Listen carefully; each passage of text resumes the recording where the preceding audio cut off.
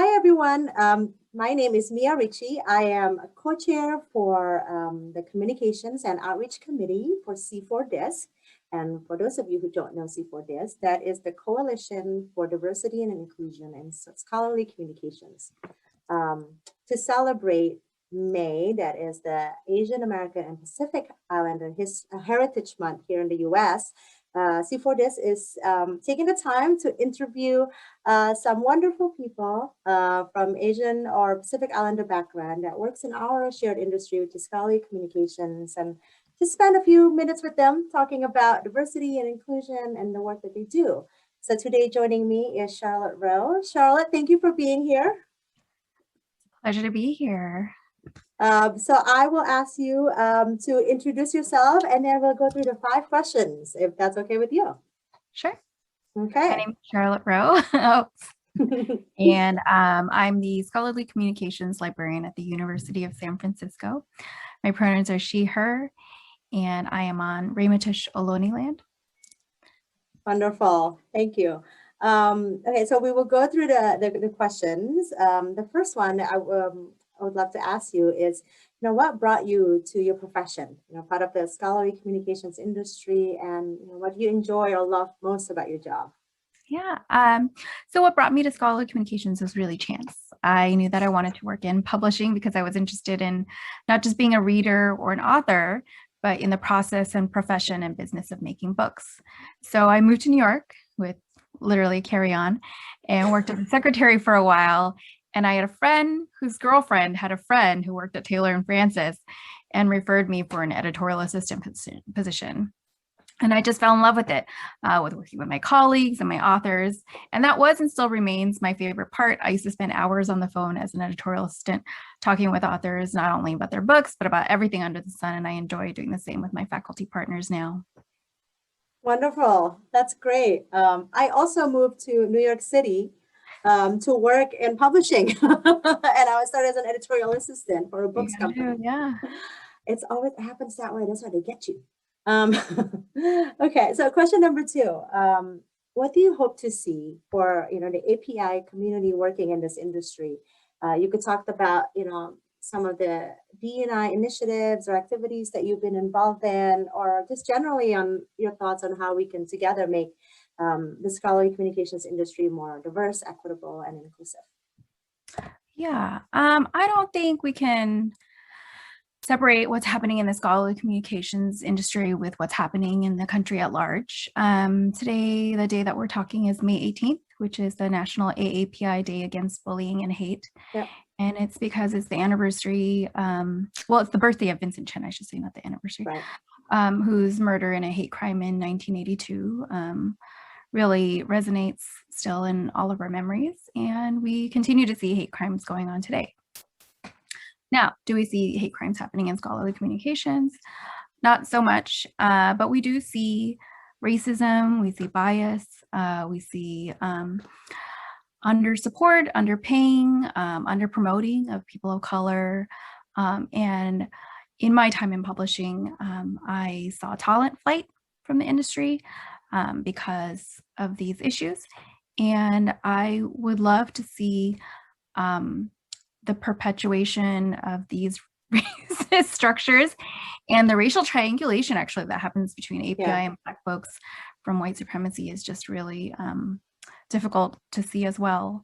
So some of the work that I've done in the past is Library Publishing Coalition's ethical framework, which it's not supposed to attempt to replace the COPE ethics, but is supposed to add to it things like diversity and inclusion, accessibility for people with disabilities, privacy and surveillance, things like that, that are really just contemporary ethics issues, right? Another thing that I've worked on that I've been really proud of is the Association of College and Research Libraries research agenda around scholarly communication.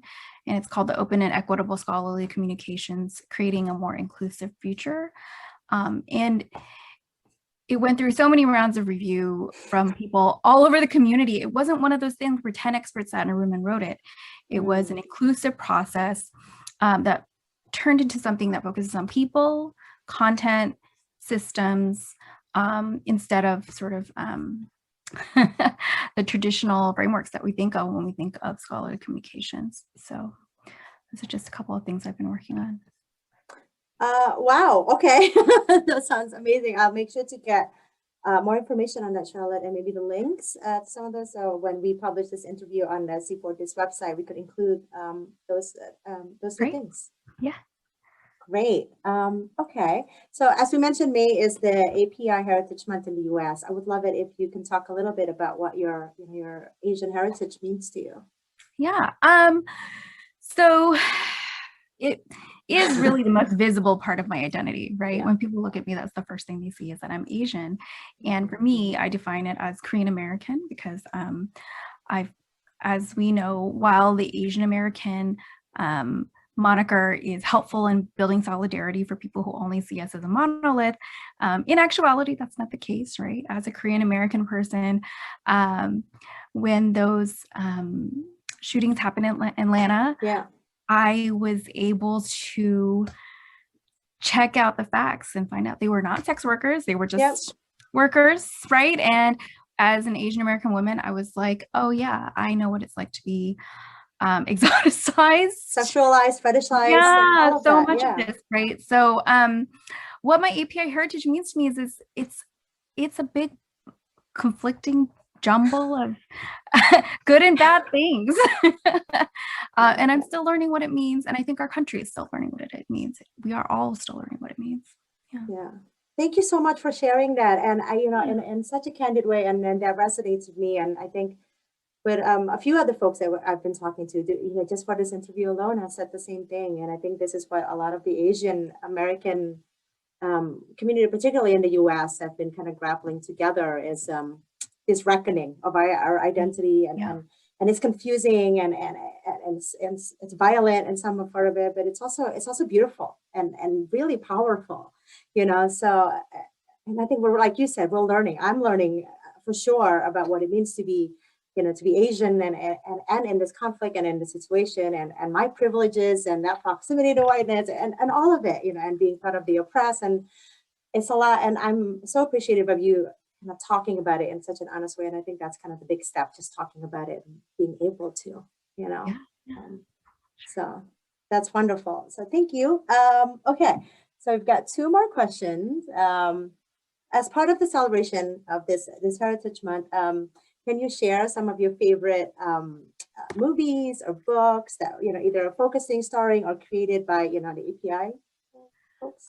So one of the books that I've been giving to people is Min-Jin Lee's Pachinko, right? So that to me was just such a moving book for a part of a fictionalized part of Korean history that I know that my grandmother lived through. So I highly recommend that book.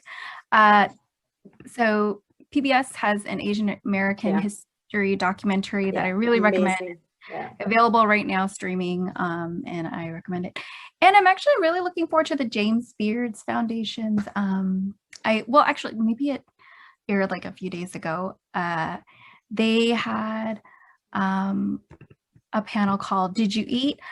Unspoken Ways Love Shows Up in Asian Communities. So I'm looking forward to reading that, or not reading, watching that next. Watching that, okay. Yeah. Oh, that's wonderful. I am not aware of the beard part, that last one that you mentioned. And yeah, it's on my queue in one of the tabs I have open somewhere. So we'll make sure to get the link and confirm all of these wonderful recommendations that you send us so people could also check it out. Okay, so the last question is, would you be able to recommend an API organization to support? Yeah. So I want to preface this by saying, like, it's important to support the organizations that are local to you. Like, that's the number one thing. They're smaller, they're in need of your money, and they will make an impact on the life that you're living now in your community. Very important. 3 that I support are the Asian Americans Advancing Justice Affiliation. And they're an affiliation of 5 organizations advocating for the civil and human rights of Asian Americans, and they're located. And the 5 organizations are a national organization located in DC, the Asian Law Caucus in San Francisco, which is actually how I found them. I was supporting the Asian Law Caucus first, and chapters in Atlanta, Chicago, and Los Angeles. So really important doing advocacy, engagement, and legal work.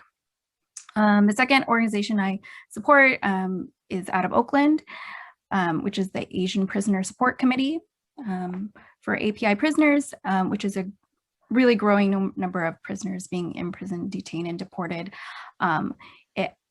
I know that we all know about the prison to pipeline, but what has emerged in Trump's America is a prison to deportation pipeline, right? So, yeah.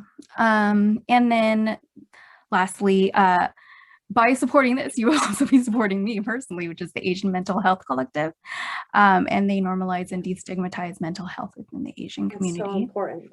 Yeah, their Instagram is something I check on the daily. They have events and resources. Me too. Yeah. It's amazing initiative. Okay. Great. Well, that is amazing. Again, we will get all this information, confirm them with you. So we'll include it on the C4DISC website when we publish, so people could check out all these wonderful organizations, and we encourage everyone to support them. Okay, so I think that is all the questions that I have today. Thank you for taking time out of your busy schedule to meet with me and with C4DISC. I hope you have a good rest of your day. Yeah, you too. Thank you, Charlotte.